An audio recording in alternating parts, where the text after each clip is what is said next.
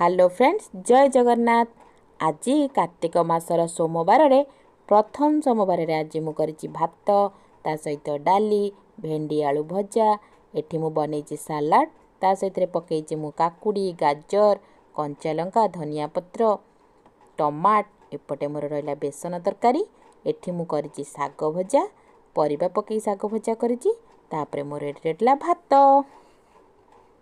केमिति लागुछि कहिबे।